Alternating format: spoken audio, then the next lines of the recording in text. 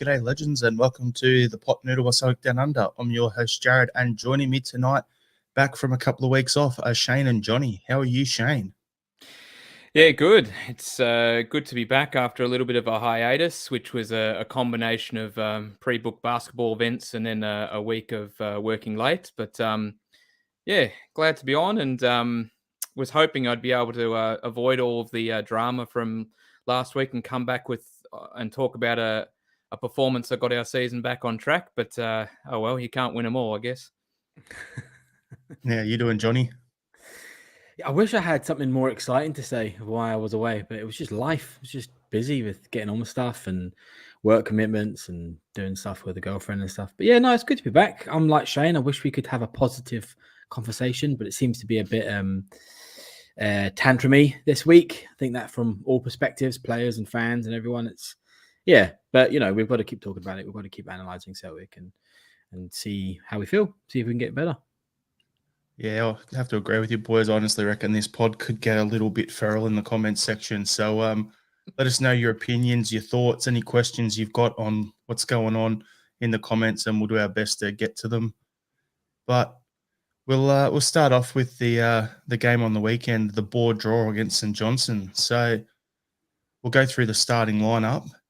And so it was Joe Hart in goals. We had a returning Alistair Johnson. The right back, Lagerbelke, Scales, and Taylor. So 1, 2, 3, 4, 5 across the back there. And then O'Reilly, O'Reilly, McGregor, and Turnbull in the midfield. Kyogo, Maeda, and Yang making his start at the front there. So getting his first start for the club. So go to you, Shane. What was your thoughts on the game in general? I think the word of the day and the overall takeaway was just one of frustration. That was pretty much how I felt throughout the course of the game and right at the end. I thought we started relatively positively. I thought our first half was pretty decent. I thought we were creating a lot. I thought we were getting in some good areas. I thought we were moving the ball at a pretty decent tempo. And, for whatever reason, we just didn't finish off the chances we created. But, frustrating as it was, I went into halftime thinking it was a case of when, not if. But in that second half, things sort of changed, and that tempo and those chances, they started to fall away, and we really weren't creating what we were in the first half, and everything became a little bit more disjointed, and as the game wore on, became very rushed. And we should have, at the start of the game, you're sort of going, well, we need 3 points today. We shouldn't be dropping points today. And at the end of the game, we're talking about 2 points dropped. And it's really frustrating, not just on what we created in the first half, but overall, that performance really did taper off poorly. And look, there were still positives. There were still things to tick off and be happy about. Alistair Johnstone was one of them. His return, I thought he was fantastic, bombing up and down the right. Yang, he warranted a start after his performance at Killy, and he showed that it was warranted. And he was really good in that first half. He was creating a lot. He was that kind of tricky winger that we've all talked about on the pod with Rogers' return. I thought Matt O'Reilly was probably our best player again across the 90. I thought he was doing everything he could to get in between the lines, and his movement was good, and his passing was great, and his link-up work was solid. And he was just screaming out for another midfield partner to help join him. But look, overall, you can't help but be frustrated at that performance in the end. Just on that, Shane, there's a few players that you touched on that I was going to mention a bit later on there, but no big deal on it. But for me, yeah, I think O'Reilly was a little wasteful, and we've got a few comments here. So Andrew Galea's comment was, "I'll start O'Reilly cost us that game. He was a little wasteful. I'll give credit where it's due there, but at the same point, we did create a lot of chances, and if they were going to Kyogo and not O'Reilly, most of the time the net would have been bursting." So my opinion, just the overall most generic stuff possible there, that we probably should have won that game, or at least scored 3 ourselves. They had a couple of good chances there as well. So could have been a 3-2 or a 3-1, and we'd be coming away a lot happier as a fan base, but at the same time, not really being too over the top in, down in the doldrums going into a derby. But I'll throw to you, John, for your take on it.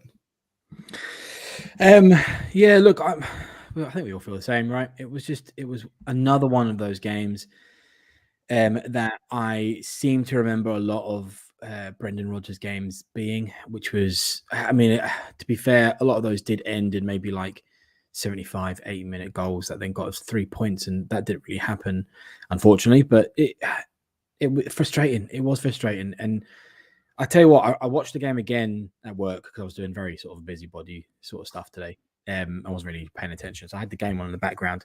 The amount of times that I just sort of was listening to it, and then the commentators would, let's say it again, and you would look. I know the score, I knew what was happening, but I still felt like the big opportunities where we were like there was big pressured moments where we would have any other game we would have scored those goals and it would have been a different result. And I think we were just a yard or two off. And I just echo everything that Shane's saying. I think Matt O'Reilly. I felt like he had a good game, and I know he missed big chances, but I think we also have to kind of when we take a step back and sort of balance it of how early we are in the season. Normally, any other sort of season, bar the last one, we would have had a couple of games to warm up because it would have been European qualifiers and stuff. So we would have, brushed off the cobwebs and stuff and come out of holiday mode and stuff. And we don't really have that this time. So we're still kind of that jittery beginning. And we've seen that before, you know what I mean, with the Commander game and stuff. And you would have expected. We haven't really had that big of a change in personnel. And all Rodgers has done is inherited a very, very good side. And you would have just expected that everything sort of just continued and you wouldn't want to change too much. And it does kind of watch as if a lot's been changed. We've gone back to that really tough to watch possession football, which, I mean, it wins us games, but it's not exciting, is it? And at least Ange understood that. At least the board understood that because they got a manager like Ange and stuff. And look, I'm sure half a season or a season later, and I'll be eating my words, but I think at this point right now, it is quite hard to watch those passing around. Some of the bloody memes you watch where it's, the Simpsons and it's, and so-and-so passes to so-and-so and the crowd's just slowly getting tireder and tireder and tireder. And it is like that. But it wins us games. It's just, I think for me, my takeaway on a big scale is I'm not sure, and I remember this from last time, I'm not sure that Rodgers has a response when teams park the bus. We were very, very good for about 15, 20 minutes where we were just really high pressure and really battering at them. And then all of a sudden they just absorbed all that pressure and then they settled in. And we just didn't have a response to that. We didn't change again to then increase that intensity. And I just think and maybe another one of those really cliches, another day, different score, it's just, it was just a shit game. Just a shit game. Well, off the back of that, John, you've just got me thinking here. So, and that's a dangerous thing to have happen, by the way. But for me, like, I'm looking at it, and you kind of talk me into like going, okay, backing off the don't want Rodgers at the club sort of thing. He was the best candidate. You were the one who talked me into it, Johnny. So I'm blaming you. But at the same time, it took 6 games for Ange to click things into gear a bit at Celtic. Yeah. There's massive change. Like, I was looking today, and there's 7 players that are either injured, have left the club from last year's team when we beat Aberdeen, right? Up there in like Feb 18 through to now. And each of these guys have played at least eight of the 12 games that we played in that time. So there's a massive, turnover there. Like, Hatade's barely playing. Carter Vickers is hurt. Starfelt's left. Jota's left. Moyes moved on. And so on and so on. So realistically, you look at it from that point of view. I'm not making excuses because then we've also got the injuries at the same time. We're a little threadbare for first team quality players, which sums up the centre back, with Scales having to come in and play, and Welsh was going to be the guy, but then he got hurt. So as Mickey says here, Scales got turned inside out big time, 100%. Yep. But the thing that I was where you got me thinking, and there's a couple of comments here that tie into that, is has Rodgers, with him coming in, you touched on, John, that, this passing and blah, blah, blah and everything, and just the Simpsons memes and stuff like that. I look at it and go, and Andrew's got the exact thing I was thinking in my head, is, has Rodgers progressed as a manager? Now, for me, back when he was with us the first time, you look at that Ibrox game where I think it was Jozo got sent off and he brings on Edouard, and where he could make a tactical change and just change the game. Now, we don't have that level of depth in the squad at the moment because of, as I just said, the injuries, the departures, new guys trying to bed in and so on.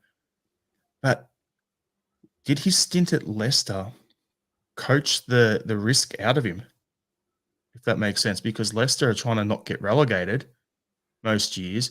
So did he become like super cautious and not want to, take a risk and throw people on and have a crack and try and win? Like last year, Andrew would make a sub, and what would happen? We'd the tempo would go up. So for me, I'll look at it in that regard. Has he progressed? Because the other thing as well is 2018 style of play. That's the way I look at it. Passable, passable around like that. Teams would play us then, back in that sort of time, and they'd sit deep, 2 rows of 5, and try to hit us on the counter. And we just pass the ball around the back, side to side, reversal, recycle, move the ball. And what had happened? We'd get nowhere, and then they'd hit us on the counter. Teams knew how to do that. Teams have progressed in the 5 years since then.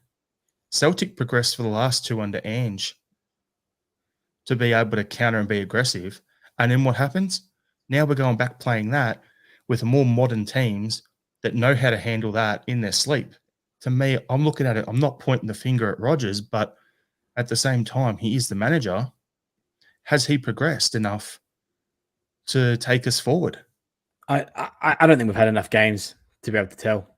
Personally, I think you mentioned it, Jared. We just don't have the squad depth for him to make big changes and change things up dramatically. So I think maybe he is slightly risk adverse. I think that's naturally part of his tactics, right? With possession football, it's risk adverse. It brings a lot of success, right? So I think maybe we have to sort of judge that as we would judge Ange in maybe a couple of weeks, maybe a quarter to a half of a season, and then we go, all right, now how's it? It's so early. Do you know what I mean? It's so early, and you make a very good point about us losing as many players as we did. And when you look at the squad and you look at the bench, you're like, God, we used to be dangerous. Even our subs used to come on. You're like, that's like for like, if not stronger, and we just don't have that now. We have nothing really. We have, of all of them that I know is proven, it's a badder really. I don't who else off the bench is going to be like, yeah, wow, that's a proven success that I know is going to change a game. So I think it's just a bit of a storm, isn't it? It's just everything's coming together and it's perfect elements, and so we get draws. At least it's not losses, right? We're not losing yet, like consistently. I mean, so it's just we're in this sort of weird grey transition area, I think. Yep. And Shane, what's your thoughts on that? Yeah, I pretty much agree with Johnny. I think it's too early to say to answer that question about whether he has progressed or stagnated or even regressed. If you want to be really, really harsh, I think in one way you can give him an out and say that there was enough quality on that pitch on the weekend to get the job done, which I genuinely think there was. But at the same time, if they don't get it done, who ultimately carries the can for that? Is it the players? Is it the manager in terms of the way they set up? Look, there's a lot of unanswered questions. I think it's too early. I agree with Johnny. I think we need to go another couple of weeks. I think we need to sort of see how things go from here. As you mentioned at the start of your point before, it took Ange roughly 6 games. We were 3-3. And so, we might be looking at something similar here before it kind of all clicks. I guess with Ange, the difference was we were able to kind of within those 6 weeks, we were able to see what was possible, what could be on the horizon. We saw that 6-0 against Dundee, right? We could see what happened when things did click, and it was about just making it more consistent. I don't really think we've seen that yet with Rodgers. We've seen some fleeting moments, but nothing there you'd go, right, that's it. We're going to bottle that. So I think we're probably still searching for that rhythm that we're going to have under him and hopefully put out on a more consistent basis. So, look, let's see where we are in a couple of weeks' time. But I think it's quite clear we're going to have to step it up, though, as much as we're giving him a little bit of an out and saying, right, not enough time. We'll judge you in a few weeks. But right now, where we're at is not where we want to be, and we need to step it up. And just, I'd also like to mention, right? It's not as if his tactics didn't make chances. It's not as if we were playing possession football for 90 minutes and we had no shots on target and we had like 27 shots off target. Do you know what I mean? Like we had chances that should have been buried. Like their keeper very much kept them in the game. Like the big saves, and it is a case of any other day, slight variation, we win the game. And so he probably thinks to himself, well, if I changed it too much, we might have fizzled out all chances. So you know what I mean? So that we have to give him some benefit of the doubt, I think, and not just say, well, it's all his fault or it's all the players' fault as well. Or I think it's just a perfect storm, like we're saying. Funny questions. Go on, Shane. Sorry, I was just going to say, on any other day, O'Reilly, ends up with a hat trick, and we're talking. We've got a whole different conversation leading into Ibrox, right? So I think that's really your point. But that's Celtic. That's Celtic. Sorry. So my missus asked me this. She goes, "You could bring this up on the pod." And I was like, "How am I going to tie this in?" And then Johnny got me on this tangent and actually does tie in now. So she said to me, "If we lose the derby, is Brendan Rodgers, are the pitchforks going to come out for him? Is he a dead man walking?" Now, we've just said it's early days for him, but with what's going on in the locker room, a lot of discontent that we're hearing about online and stuff like that, plus the performances and his body language, he looks really frustrated and everything. The old body language experts come out again, like when the old Neil Lennon last season, he was there. But there's a whole bunch of things that just doesn't look good on paper and what we're seeing. So I'm not saying sack him right now, but, it's too soon to do that. But, yeah, it's just if we lose the derby, it's going to be nasty, real nasty on this pod next week, I'm telling you.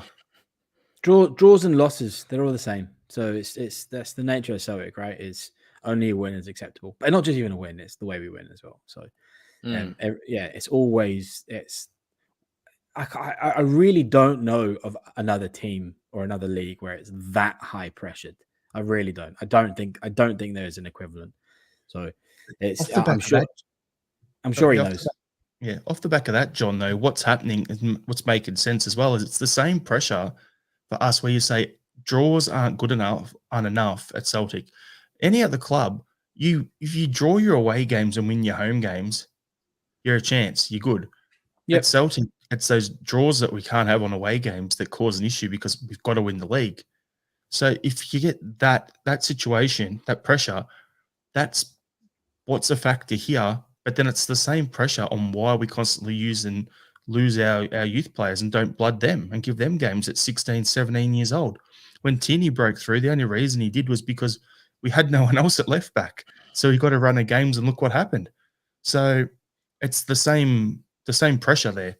But what I'll do is I'll bring up some comments, then we'll just jump into a couple little other talking points from the game, a couple little quick things, then we'll crack on, okay? So Stephen Ray, the only positive is that underwhelming Celtic side going to the derby, top of the league, 1 point ahead of the Orcs. Good call. Michael Ross has got a question for you, Shane. Shane, did you burst the blow-up kangaroo? No, it's sitting in the other room. It's joining me for the basketball when the Boomers play. It is healthy, I can assure you. That's what you coached it to say. We were talking about Rodgers before. It was saying about the subs and the lack of interchange options, and then RL77 doesn't have an Edward to bring off the bench. Al Chemist is saying BR looks like he really CBF. Yeah. And strangely, he looks like he's out of his depth. Stephen Ray is also no amount of managerial regression can turn Scales into a centre back. Mahesh's comment was, depends which Rodgers you get. Based on last season's data at Leicester, Celtic will lose the league if it's repeated at Celtic. That's the pressure we're just talking about there. Andrew Galea. I thought just to comment on that, to be fair, that Leicester league was, an anomalous. That was a bit of an outlier. I don't think it's fair to judge Leicester's last season against Rodgers, to be honest. Other external factors. He's brought the injury curse up with him. Well, yeah. So then Possibly. Andrew Galea was saying he obviously hasn't progressed. He's managing in Scotland.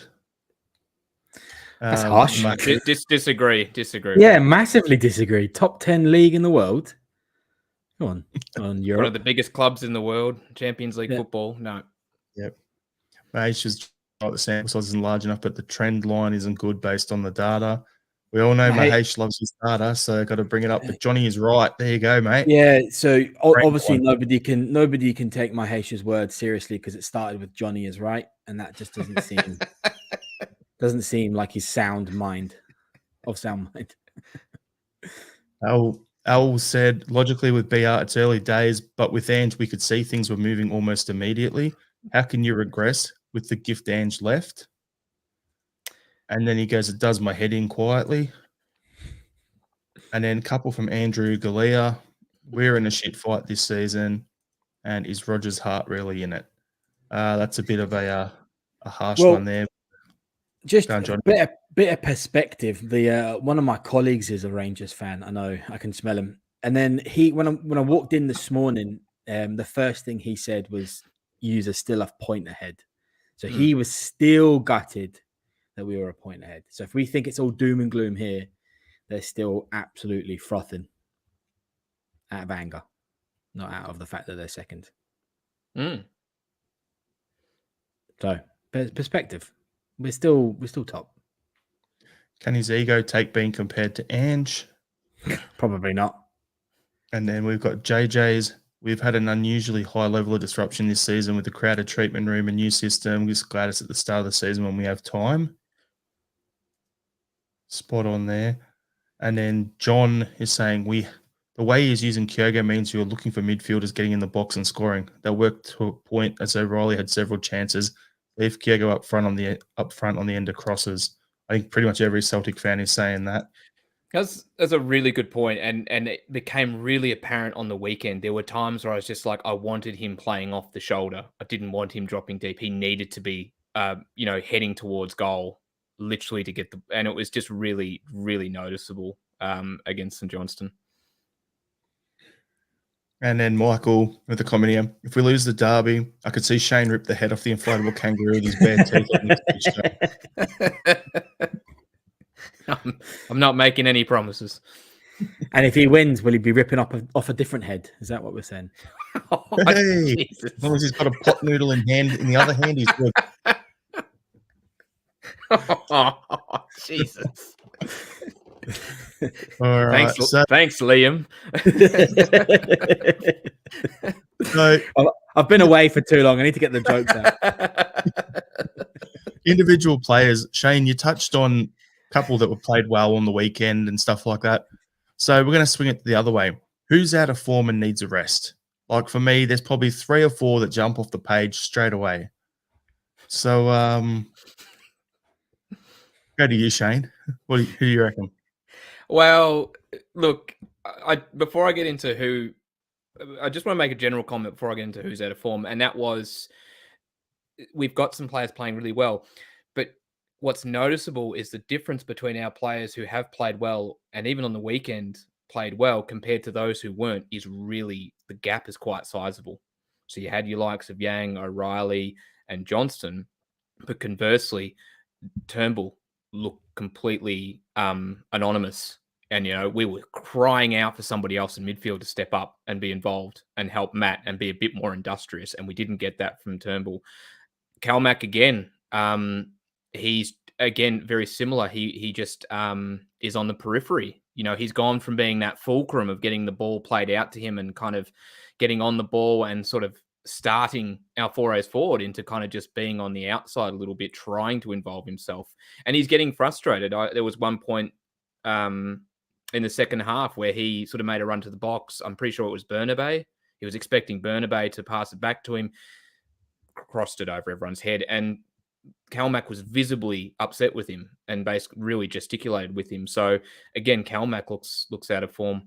And Taylor, for me, I don't think he was as bad as he's been, and he seemed to be sort of more inverting against St Johnstone than I had seen previously in the past couple of weeks. But he still didn't have what I call a good game. And at times, particularly in the first half, he seemed to almost be kind of colliding with Yang. Like Yang would get on the ball, look to cut inside.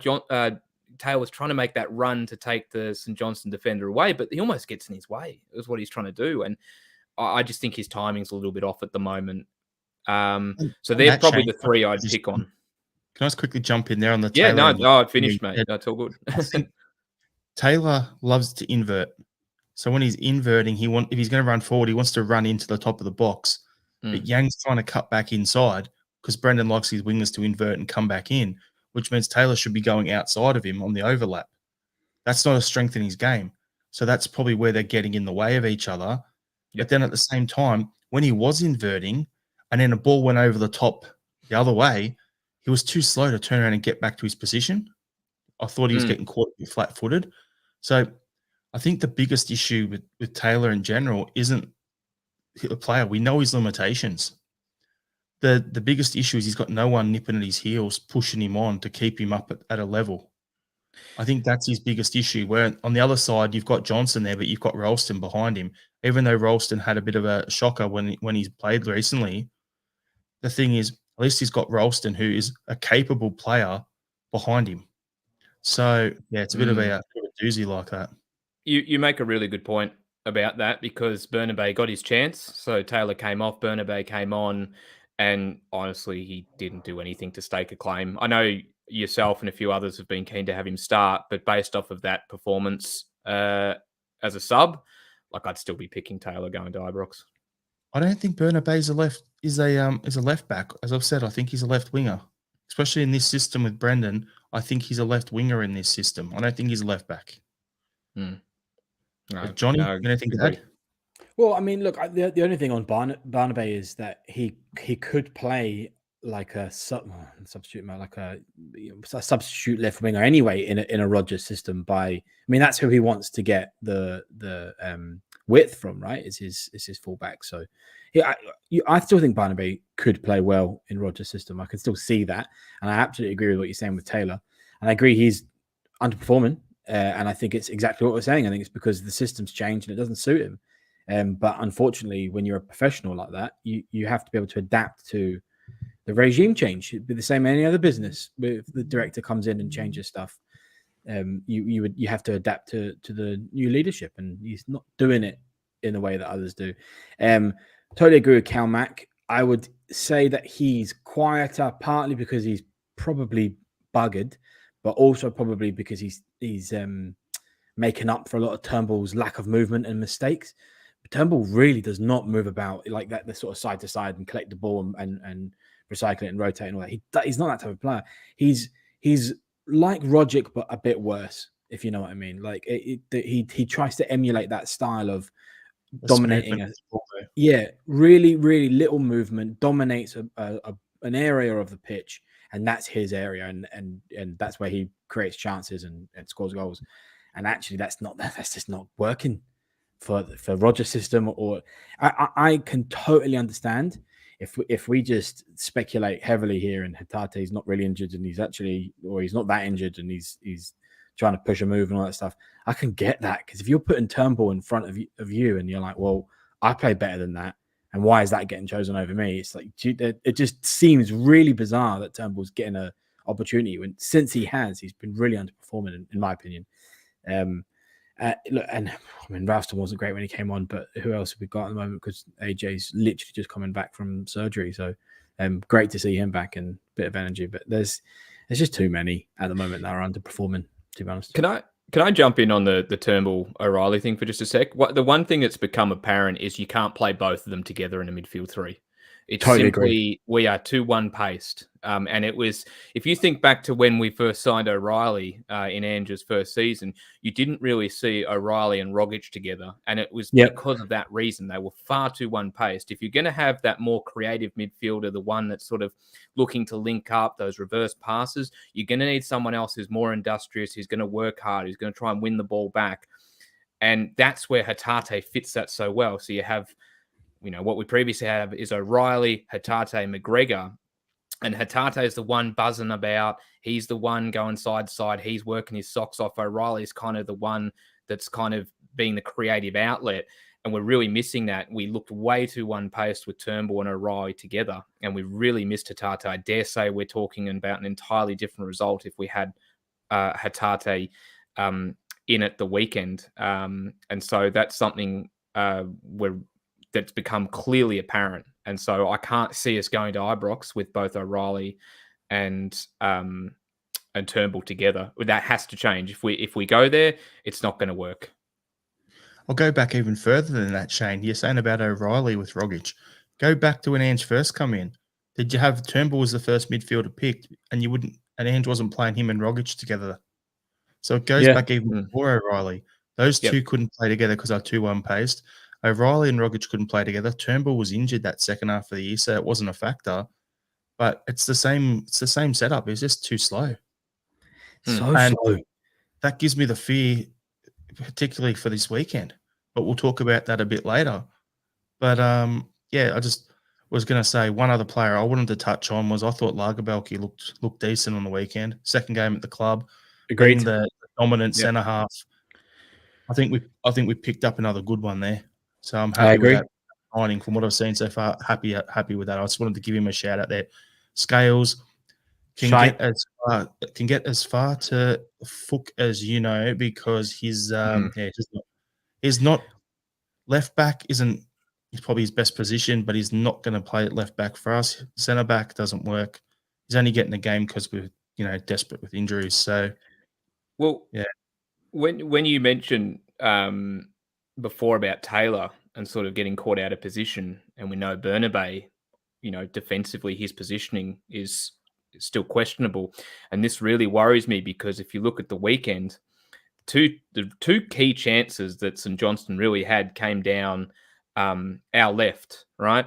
And so obviously we'd had Taylor, and I think in the second, I think Bernabei was actually on for both of them. Bernabei had pushed up, and so it left Scales cutting across to cover. And this is that first chance that Costello had, where Scales is caught on his heels initially, but then he still gets there ahead of Costello, and all he has to do is knock the ball out. We're not asking him to do anything drastic here. He's just got to put the ball into row Z, as I'd say. And he sort of it's almost as if he's trying to header it past him so he can nick it off him and win it back and start a counter-attack. All he ends up doing is nicking it into his path. He gets the best of him. He then knocks it over his head. And to be honest, it forces Hart into a really decent save. And they could have gone 1-0 up at that stage, and I doubt we would have pegged them back. So, and there was another moment later on where, again, the ball was going to the byline. All he's got to do is just take care of it defensively, and he doesn't, and they had another chance. So, when they didn't have the ball and their distro, okay, I guess, but Scales in those two moments really showed he was quite vulnerable. And if we have him at left centre back, and you've got Bernabei and Taylor getting caught out of position, it's cause for concern. All right. We'll leave the talk about the game there anyway, but I want to go to the next thing there. So in our fearless predictions at the start of every season, we always do who will be the first team to sack their manager. That's one of the questions. So with Hibs getting rid of Lee Johnson, I just have to give a shout out to Sean, Paul, Anthony, and Stephen, who all got that one right. Well done, fellas. I think the writing was on the wall for him for ages, and then you also see how they got absolutely smacked by Villa. So see you later. But off the back of that, this is some questions for you, John. Is the return of Bruni going to happen at Hibs? Do you reckon he'll come back up the road to his original club, or do you reckon we might see, with what's happening now with the turmoil and things happening behind the scenes, do we think we might see John Kennedy finally head there to start off his managerial career? Because they've offered him the job twice before, apparently. So what are your thoughts? I think potentially Hibs might be a big step for Bruni. I think Fleetwood are still mid-table in League 2, I think. And I think that's a big step up. The expectation of Hibs isn't small either, right? The expectation of Hearts, Hibs, and Aberdeen is to come third and to get into Europe. So that's a big step up I don't know if Bruni's ready for that. Would it be good? Absolutely. He's a great personality, and it's if he can cut his teeth in Scottish football, then all the better. I mean, the writing's on the wall. He'll eventually be a Celtic manager, but we just need to get the experience and stuff. It would be a big loss if we lost Kennedy now. I think Rodgers and Kennedy in their first tenure were unstoppable. I think it was an absolute dominating force of Scottish football. I mean, our most successful season since '67 was under those two. So that would be a monumental loss. But Kennedy's got to do it at some point. If he wants to be a perpetual assistant manager, then that's fine. But at some point, he's going to have to try and risk, being a full-time manager himself. So, yeah, big loss, but I wouldn't blame him at all if he chose to do it. I'll look at it and go, for Kennedy, you don't want him to become a Ruby Faria. Does anyone know who that is?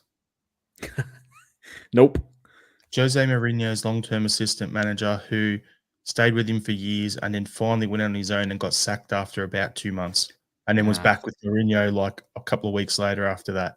You don't want to be that person. So eventually you've got to look, I don't want him to leave. And I'm throwing to you now, Shane, because there was a thing you shared in our group chat and there was a manager who is of Scottish origin and he's over here and he's just won the comp over in Australia that I think would do decent there. So what do you reckon, Shane? You tell everyone about that. Yeah, so we're talking about Nick Montgomery, who's the manager of the Central Coast Mariners here, who end up winning essentially the grand final in the A-League, so basically the premier competition, essentially, just gone. He previously played in England for Sheffield United. He was in the Premier League about a decade or so ago. Then he came to the Mariners. And he's come up the ranks at the Mariners. So the Mariners, when he came there, were a pretty low club. They were doing really poorly. And he got involved and helped start their youth academy, which has been a major driving force for their success that they're experiencing now. And they've seen the likes of Quoll and so forth come through that youth academy. And we're talking Quoll, who's now at Newcastle United, right? So he then moved into the head coaching role or managerial role a few seasons ago, and he's made them into one of the most enjoyable teams to watch, but toughest teams to beat, with a lot of youth element to it. And he has really good values in terms of the type of players that he wants. He doesn't want just good players. He wants good people as well as good players. I think he's an excellent candidate. I think Hibs would be crazy not to consider him. And I could absolutely see him. And we're talking about a club that really on occasions flatters to deceive. I think he'd be a great fit for trying to get them into a more consistent mold and kind of achieving what they should be. So, they need to look at Nick Montgomery. Any club overseas, particularly in Scotland, if they're looking for a new manager, he should be seriously considered. He's done a fantastic job at the Mariners. So I've got some comments here. So Andrew Galea, surely Kennedy is loving working with Rodgers again. Strange Love the Doctor is, look at what Hibs done with a forward-thinking young coach in Maloney. Hibs is a graveyard for modernity. And that's one that I look at and go, that's why I wouldn't want Bruni to go there, because it's an absolute shambles of a club. And Peter is saying Kennedy hasn't the balls to take a manager's job. He's got a cushy at Celtic. So we've got a few.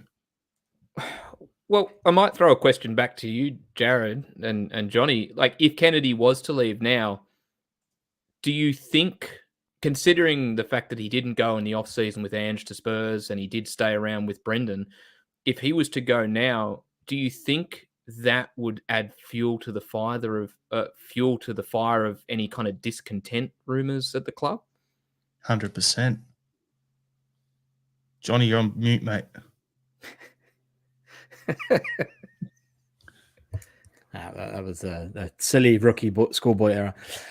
Yeah, of course it does. Yeah, I mean, you can't have the power couple per se in the first tenure, and then all of a sudden, they get the divorce. That screams there's problems behind the scenes, doesn't it? So, and if you sort of add everything together, you sort of add two and two together, sort of thing. Yeah, I'd say it'd be a big negative. That's why the blow up kangaroo's in the other room, by the way. Yeah, just doesn't make sense. But my thing is, if Kennedy left, he'd probably want to take someone with him to work with him. So he'd probably take Strachan. So would the laptop go too? That is Celtic Park property, I would Oh, say. yeah. No. You have to hand that back in when you leave.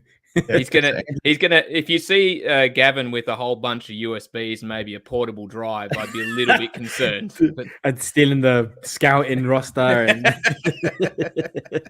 all the old reports. Yeah. So Andrew commented saying, Lone Kobayashi to Hibbs. Stevens saying, Hibbs need a manager like McInnes, Malky Mackay or Lenny. Not Lenny, but, you know, he's been there, done that, burnt that bridge. Yeah. Certainly has. Yeah. But, yeah, And then Andrew's like, will Harry Kuehl end up in charge at some stage when the others do a runner? No. And I can't see him being a realistic candidate for Hibbs either at this point in time. He's the same with us, Shane. If everyone else leaves and then Rodgers gets the boot, who's taken over them temporary? Oh, maybe temporary, but he's had a couple of managers' jobs that haven't worked out. He's cutting his teeth again in an assistant role. He's doing a good job, in my opinion, but he's still a few years away from taking on another senior role. Fair enough. All right. Well, we'll leave that topic there. But now we crack on to the comments. Now for the reason that the episode's called Social Media Stupidity. Any guesses, anyone? You know, 3, 2, 1. Haxa! Dickhead. This is the post. Bitch of him, having a sook, you know. If they don't see your value, maybe you're not at the right place. Maybe if you provided value, buddy, you'd be getting the game. That's all to say. But then, so we've got that. So we just want to discuss the way he's gone about it, having a strop on social media. But then also, with the one that's on the screen at the moment, I want to bring up the point of, you know, current and former players, you know, liking the post. Like, as you can see on the screen, liked by Rocco Vada. There's a whole bunch of others as well there. So, Shane, I'll throw to you for your take on it and rattle off more of the players who, you know, were liking it and everything. Well, actually, apart from Rocco, and I think there was a couple of others, I can't remember the names of those who liked it. I'm sure you've got them there or you'll find them. So feel free to jump in. You've got that look. You've got that look. Feel free to jump in. But in terms of the post itself, I didn't like it. I think it's at a time where we're trying to sort of put out a few fires, both on the pitch and off the pitch a little bit. And we all want to be working and going together as a collective, and we want to be united, essentially. And I felt that was a bit of a selfish thing to put. So I didn't like it. And I think people and players need to be a bit more considerate when putting things on social media. Look, you know, was it completely over the top? No, but it showed what I'd consider a little bit of a selfish approach when we don't need that right now. In fact, it's the last thing we need right now. We need everybody pulling together saying, I want to be part of this club and I want to help get our performances back on track. He's got nothing to really whinge about either, in my opinion. He has undoubted quality. He really does. I'll back him on that. There is a player there. But every time he's been given an opportunity to show that and stake his claim for a more consistent role, he has failed to deliver. And if you look at Yang on the weekend, Yang came on first 2 weeks and we thought, you know what? He deserves a start. He gets given his opportunity and he puts in a great 60 minutes. And you're like, this kid should start next week. And it's nothing Hax has done. And to be honest with you, on the weekend, I actually thought, well, this is a good game for him to come into. It's 0-0. We're struggling for creativity. He's going to play in a more central role. This is a great opportunity for him to use a bit of that quality to help turn this in our favour. Save for one decent cross and a shot that was saved. I didn't see enough of him to push that. And so he didn't really push himself. And then to see that on social media, it was a real slap in the face. Now, in terms of those who liked it, I don't really care so much about that. Okay, I'll rattle off those ones. So, former player Oliver Abelgard. Does anyone know what an Abelgard is? Because you know, he's about rumored to be a defensive midfielder, but yet he's about as rare as a Yeti. but he's not a Yeti. He's, a bit out of it. That was good. bad. I know. That was good. No, that was quality. Bosun Lawwell liked it. Alexandro Bernabe liked it. Rocco Varda liked it. What else have we got here? Sorrow liked it, and O liked it as well. Oh, he's in the photo. I'd like it if I was in the photo too. Surely. That's probably the only reason I don't think he understood it. Exactly. But then, you know what? They're all liking it because they see O, and they're like, "Hey, we like that guy." Yeah. Sorry, who's the other dude? So for me, I look at it and go, when Home put his post up a couple of weeks back, I loved it. I don't mind banter and stuff like that, and a bit of trash talk. But this, when you're having a sook, it's like, where's your professionalism? So, like, we've got some comments here. So RL77, when Haxer said he'd be a rapper if he wasn't a footballer, the writing was on the wall. Yeah. Love It says should instantly be put up for sale. JJ was, if Haxor came on the park on Saturday, grabbed the game and won it, I may forgive his post. He's shown nothing yet for me. Pete's comment is Rocco Varda's dad must be happy about that like. So, Johnny, I'll throw to you now. I think it screams of immaturity, to be honest. I think, and he's also not that intelligent, because if you really, I mean, it's what I understand how frustrating it must be to feel undervalued. I think we've all been there in our lives when we're at work and we feel undervalued. He's clearly in that boat, and it's also very hard when you are not in the main group, sort of quote unquote, to get into that. It's even harder. But it's to whinge about it publicly is really, really immature. And you said it's unprofessional as well. And he does represent a business, and he does represent an identity and stuff. And it doesn't look good for us when our players are whinging like this. And it's not very intelligent to whinge and then put it on a public forum.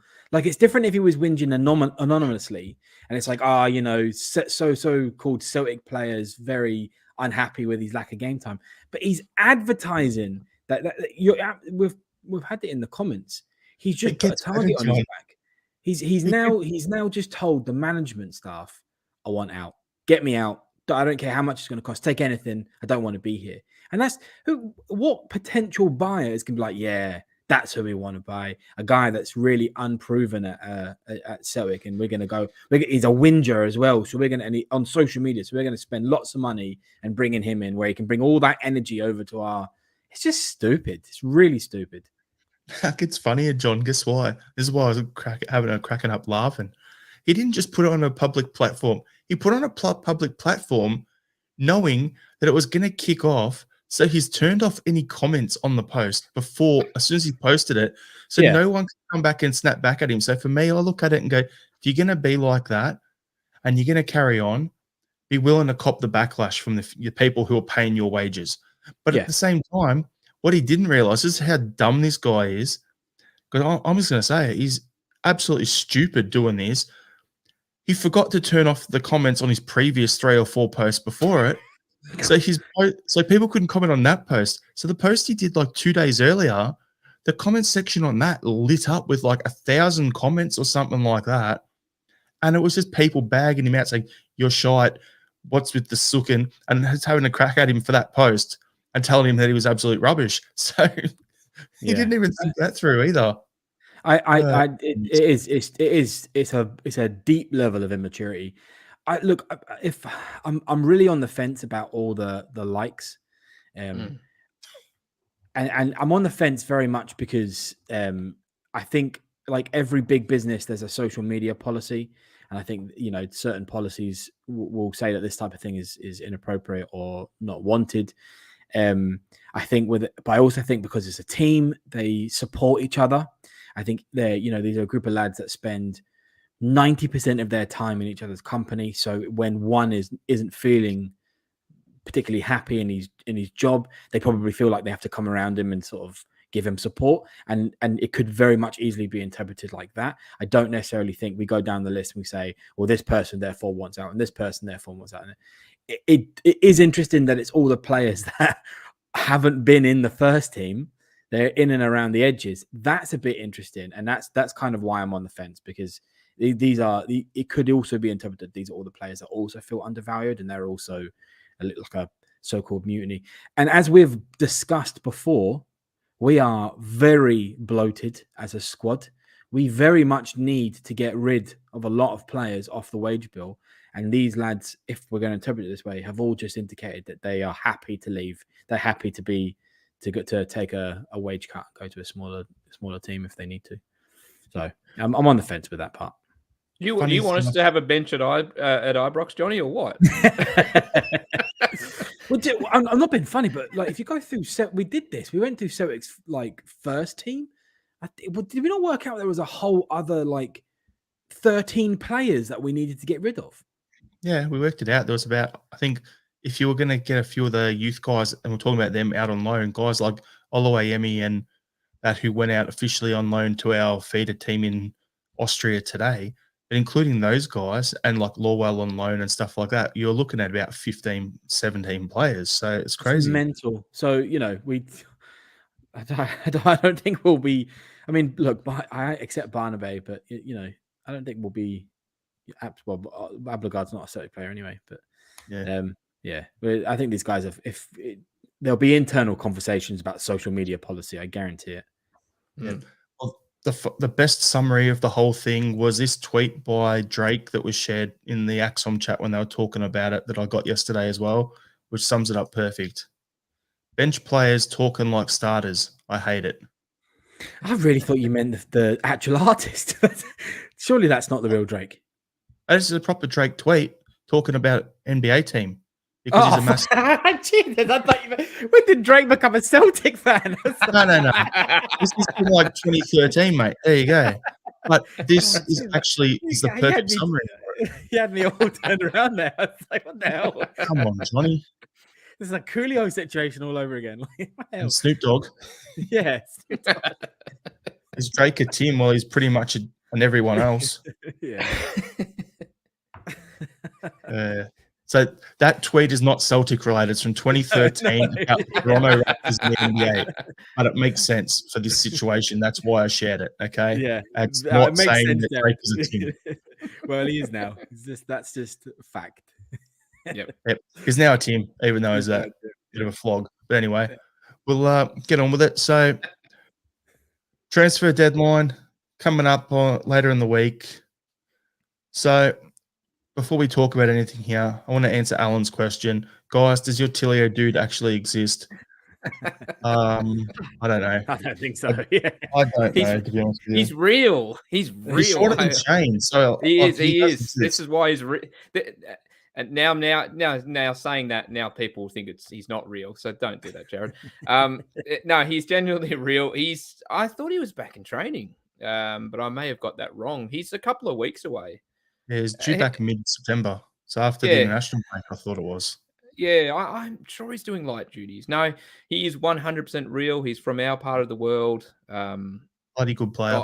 God, I hope he gets on the pitch to prove me right. Yeah, bloody good player. Get him on one wing, Yang on the other, Kyogo in the middle. Oh, happy days. There you go. Thanks to the Drake thing, now I've got Hotline Tim stuck in my head now. Yeah, that's it. That's a podcast name. Oh God. So somebody do a parody. That's fantastic. That's the pot noodle Christmas song. That's what we need. Hotline Tim. There you go. Could actually do something that'd be absolutely hilarious. But anyway, with the transfer deadline, so the talk is who needs to go. We've just been discussing that, right? But how many need to come in? The talk are from some sources, 3 people are coming in. Other sources, 5 are coming in. Vinny's commented early on in the pod, how many more games do we give Rodgers? But the second part, any transfers happening before the deadline. I bloody well hope so, Vinny, because if we don't, it's going to be a bit of a dog's breakfast. Yep, I agree. And we need it's I don't think it's about It's not really about quantity anymore because we've got too many players, too many wingers, in my opinion. But we need, I reckon, 2, 3, maybe 4 quality players, like experienced heads, ones that have been in around Champions League sort of stuff. Where just to come in, Torre type signings. Younger. Thank you. I want to go and find Copenhagen players that aren't really cutting it in the first team. I want Slava Prague players. Do you know what I mean? Like I want actual experienced Champions League players that can maybe just elevate us again, and that's what we want. Fair enough. Yeah, for me, it's centre back, left back, Must left wing, which looks like it's going to be Palmer, so that's sorted. And another striker is pretty much what everyone's talking about. For me, if I'm going to be picky, goalkeeper is one, yeah. But then, okay, if left wing is already sorted, then there we go. Strangelove has got it absolutely sorted here. Jota in on loan, Sergio Ramos for a year, sorted. But for me, like I think we need another midfielder, a bigger midfielder with a bit of it's the easiest way to sum it up. An athletic midfielder. Like if you get Ryan Christie, but taller, and shoot a bit better to play as an 8 for your box to box, or a Stuart Armstrong type, but a little bit bigger. That's what we need.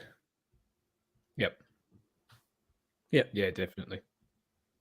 All right. Definitely. So Green Brigade had a banner up on the weekend about the Glasgow Derby ticket allocation. Well said. I'll bring it up. They killed their club. They're killing the Derby. Bring back the old allocations. I think they've nailed that. So that's why I'll give them credit by showing that. What are your thoughts, Johnny? I can't disagree. The whole sentiment of it. And that's exactly what's happening. And it's a really hard situation from my understanding because the SFA can't just step in and demand, because it's a membership thing, isn't it? Everyone has to come together and agree on the rules of the association. So they can't just say, well, now we're the authoritarian dictators, we're demanding you do X, Y, Z. They can't do that. There's already pre-arranged rules of it can only be through social pressure, public pressure and stuff, like from the fans. It is killing the most entertaining and exportable part of our game. Having the, what was that? I can't remember, what was it, 3,000, something like that, 4,000 in when we were having the aways. That brought so much energy to it, and they just couldn't handle us having fun. And I think that's they're only hurting themselves. They're cutting their nose off to spite their face. And I think, and I understand that. I feel like some Celtic are being maybe not comparably petty, but partially petty with the thing. I understand there's more technicalities to it than that, but there's a part of me that still thinks Celtic need to grow up a little bit as well. But it just needs to go back to the way it was. Just put it back to the way it was so we can all enjoy the games. And yeah, that's how I feel. So on that, John, Willie and Stephen on last week's pod were talking about the allocation stuff as well. And what we were saying is that there's actually no certain percentage of the stadium allocation. Like for European games, you've got to have a certain percentage. But for the Scottish League, there isn't. As long as you give them tickets and make a fair and reasonable allocation available, then it's up to the club. So, as Willie said, if we give them 4 rows of 20 seats behind the poles in the main stand, so they can't see anything, that's 80 seats. That's technically a fair allocation because it doesn't mean we have to move any season ticket holders, right? Yeah, so it wouldn't be reasonable, would it? By that definition. But that's the gist of it at the end of the day. But I'm going to bring up this comment here from Stephen Ray because it gives us another point which I hadn't thought of. Are the Green Brigade willing to give up their seats to allow the Huns in? They seem happy for 7,000 other season ticket holders to give up theirs. What's your thoughts, Shane? Yeah, it's hard now, isn't it? And it goes for both clubs because they've obviously sold off the season tickets that initially would be, reserved for the away games for those two teams for when they came to Celtic Park and vice versa when we went to Ibrox. So, look, it's a tough situation now to navigate around that. what do you do? What do you do in that situation? Do you have to do something where for that particular game you have to go into like a ballot with other season ticket holders or something like that? I don't know. I don't envy that situation, and it's a pity that we're actually going to get into that or we're going to have to get into that discussion to try and rectify it. There's no easy answer to that. There really is no easy answer to that. Someone is going to have to miss out, unfortunately, if you look at it like that. In terms of the overall issue, I agree with what the Green Brigade and to Johnny's point, it has to go back to the way it was. We've all spoken on this podcast, and we've spoken, across both sides. It adds such an atmosphere to both games, whether it's at Ibrox or at Celtic Park, having the away fans into such a great number. So it is something that should go back to the way it was. What I would disagree with Johnny, though, a little bit is maybe petty, but I don't think we should be the ones to necessarily offer the olive branch, though. Because I could see us potentially saying, okay, we will give you a better allocation, and then not having that returned. So I'd be reluctant to be the one to make the first step here. Maybe that's petty. So be it. We didn't implement this. We simply followed what was put forward. And I wouldn't like us to be the ones to offer the olive branch just to see it not returned. We should do what the NRL does. Why don't we just mix all the fans together and fill up all the seats? That wouldn't be any problem with that. Everyone will be fine with that. Michael Ross has got the best solution of the lot. Could we hang them in a steel cage from the roof? And then put the disco lights on. Is that what we're saying?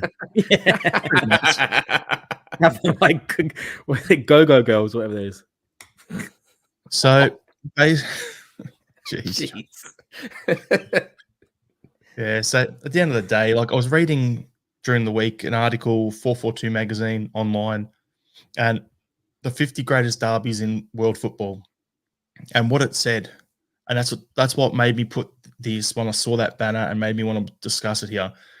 It has the Glasgow derby, and actually listed as a Glasgow derby, which was good to see. Celtic and Rangers Glasgow derby, Scotland. And it goes number 3 on the list. And it goes, and actually said it was part of it. It said something like a shadow of its former self when it was ranked number 1 as an old firm. That's what they actually listed and said that. The lack of away fans is what's made this drop. That's it.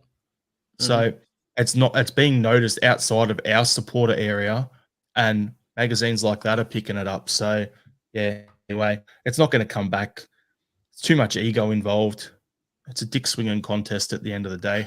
And yep, we'll see how this ends up. But yeah, it is what it is, I suppose. But just with the Glasgow derby on Sunday, we're going to do a proper review of the game leading up to it on the Thursday Sesh podcast. So we'll chat about it then.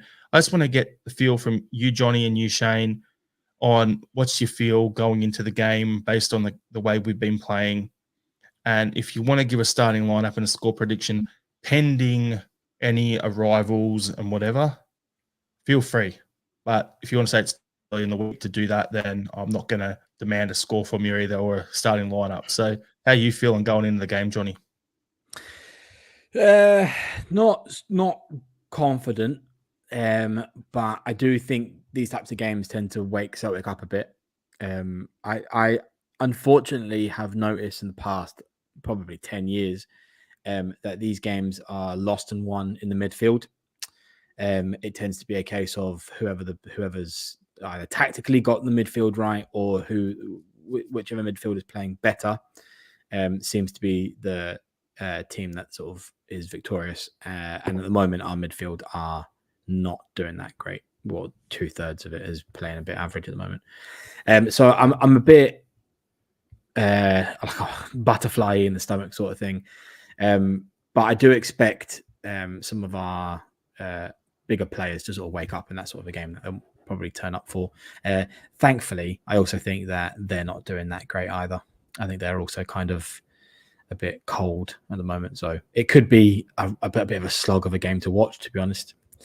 It could be not very entertaining at all. It could be a very late winner sort of game and just kicking the ball up the pitch type of thing, and just big bookings, big tackles sort of game. So yeah, look, I won't give a score prediction. And I think the only lineup I would think will change is probably AJ will start for 490. We've got Alan has commented saying, dreading it, I won't lie. And then Andrews, I think, will be up against it unless Awada replaces Turnbull or O'Reilly. Yeah, that's what I'm thinking too. Tony Cassidy saying 11 men behind the ball, 0-0. Michael saying if Scales plays, forget it. Well, we don't have anyone else for that position unless we bring someone in the next couple of days. So, yeah, throwing straight into that. Shane, how are you feeling leading into it? Oh, look, not as confident as I'd normally be. But that being said, Johnny made a really good point. We're looking inward a lot and critiquing our own form and performance, and for the most part, it hasn't been where we want it to be. They haven't exactly set the world on fire, so they're not exactly coming in to this game in raging hot form. So and further to Johnny's point, I think if we can actually correct the balance in midfield, there's no reason why we can't walk away with 3 points. And that's being ultra positive, I know. And it's easy to be negative, and there's a lot of things around who we potentially have available. And if the midfield gets overrun, sure, it'll be tough. But if we can get those things right, I think we can definitely go there and win. But I think the key thing is what Andrew touched on. We can't have a midfield with O'Reilly and Turnbull. I would bring Awada in and I'd push Calmac further forward. And I think that at least takes care of that problem. If we can somehow sort that out, I think we've got enough quality to get 3 points. So not overly confident, but at the same time, I'm definitely not dismissing it either. Let's bring up some comments here. So Strange Love is saying, haven't watched the Zombies game. I'm assuming they're overhyped hoofball dive shit as usual. Yep, pretty much. Mr. Freeland, can't handle the derby at the best of times, let alone this weekend. Ian saying, if they score in the first 10 minutes, I fear the worst. Michael Ross, none of us want this date with Lady Cantwell. TikTok Todd when he's diving. Hope Kyogo's later plays normal position. I'm just going to say something absolutely stupid here just for fun, because I don't think this is going to happen. So I'm just doing the old throw it out there and hope it sticks. It's going to be a return of the 6-2 game. O'Reilly kept his shooting boots for this weekend. Hat trick from the midfield. Kyogo's going to get a double. Maeda with one. Boom, done. Either Maeda or a Barter, depending on if Barisic is playing or not. There you go. Done deal. 6-2. It's happening. I'm trying to talk myself into it. Bit of positivity. I like it. Jerry. All right. We'll wrap up the pod there. Thanks, Johnny and Shane, for jumping on for a chat again. If you haven't done so and you're free on the weekend, check out Singin Omno, Billy Shizza Tim, Pavilion Theatre in Glasgow. There's tickets available. Websites on there, paviliontheatre.co.uk. One of our friends, Jerry, over from Axom, he's involved in the show. So go check it out if you've got a free night on Friday or Saturday this week. And other than that, Shane, you got a final thought? Yeah, just Boomers. So Australia's men's national basketball team are competing in the FIBA World Cup at the moment. Unfortunately, dropped their second game to Germany last night by 3 points. So going to need to beat Japan tomorrow night to progress into the next stage. So look, I'm really getting back into my basketball big time at the moment. So all the best to the Boomers. Paddy Mills, absolute star. And Johnny? Nothing really. No new music this week. I've been sort of recycling old albums and stuff, but slightly exciting. Bought my ticket for the Good Things Festival, which I don't know if many of you know about. That's good, mate. Looks good. Brisbane, Sydney, Melbourne. I mean, I would go along. Lineup is for everyone who's 30 and above: Fall Out Boy, Limp Bizkit, Devo, Bullet for My Valentine. I'm very excited. Oh, and Spiderbait. God, I haven't had Spiderbait in years. It's going to be good, mate. It's going to be good. Yep. I'm excited. Yeah, fair enough. My final thought is my godfather and his family thinking of yous. Thanks, everyone, for tuning in. See you on Thursday for the Thursday sesh. Hail, hail. Hail, hail. Hail, hail.